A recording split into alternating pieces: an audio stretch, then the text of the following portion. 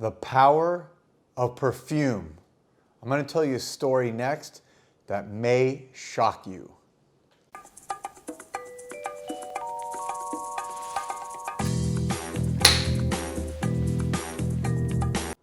Welcome back, everybody, to Joel the Nose, and going to tell a quick story today about the power of perfume.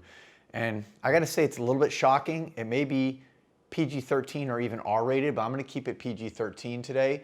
And this is a story revolving around the fragrance Uden by Xerjoff. This is, tremendous fragrance. It's kind of got this citrusy grapefruit top and opening. It's got coffee in here. It's just bright. It's effervescent. It's super powdery a little bit at the top. Just very refreshing, great summer fragrance. I wear this all the time. One of my favorite fragrances. But what is the story behind this? And this was told to me, just to let you know, by a subscriber a few weeks ago before I left for Los Angeles. And as you can see, I'm back here in Miami, in my home, in my art studio. Just excited to be here filming again for you guys. But all right, enough of that. This is the story. So, I don't know, a few months ago, I had released a video talking about the science behind fragrance and the science of smell and attraction, and how, in biology, basically women, it's been shown, are attracted to men that have the opposite DNA of them, because that ensures that they will have healthy children and offspring, because you don't want people with similar genes that would cause inbreeding, right? So one of the ways that women can detect men that have different genes than them, different biological makeup, is through your smell, your body odor, and they are attracted to men that have different smell or opposite smell of them.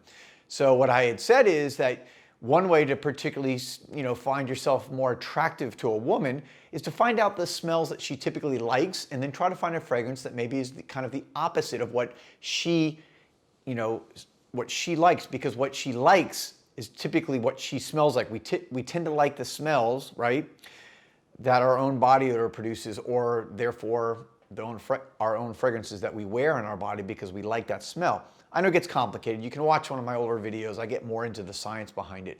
But the idea, the idea anyways, is very scientific and based in science. So one of my subscribers, who I see frequently now at Osme Perfumery in Miami, had come up to me one day at Osme and said, "Hey, I watched your video. I'm really intrigued. I have a first date coming up with a woman that he had met on one of the dating apps. And he had been talking to her, and using my advice, he kind of found out some of the smells that she likes.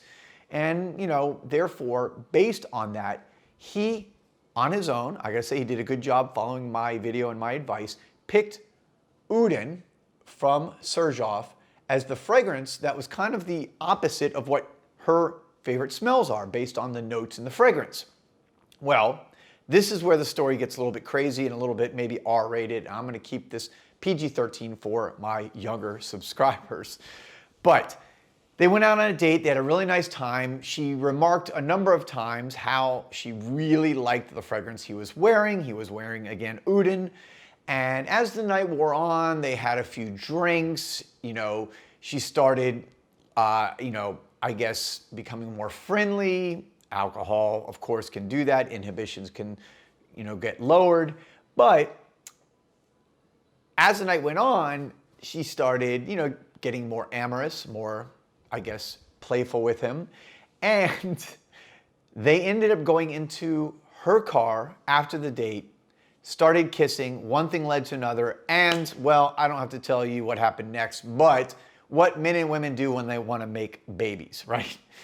They weren't trying to make a baby, but you get my point. I'm trying to keep this very, PG rated. So, of course, the next day, this woman that he had met was very embarrassed by what had happened, and I think did not want to, I guess she felt like that was out of character for her.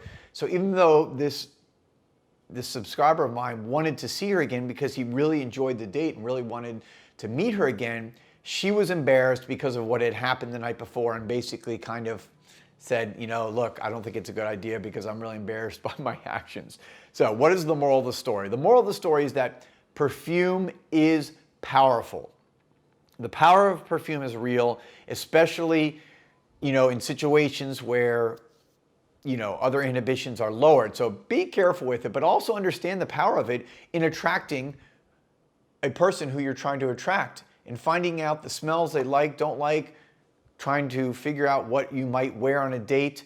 It's very powerful. As you can see from my subscriber's story, it actually worked too well in this instance.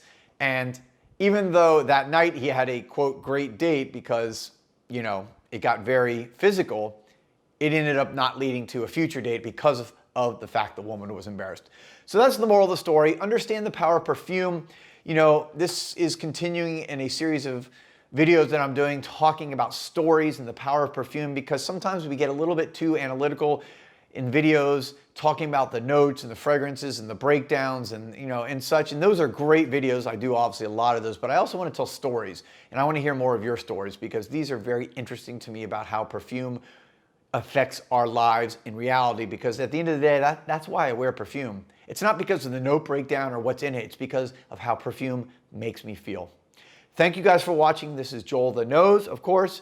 I'll be back soon with another video. Glad to be back here in Miami. Peace and love.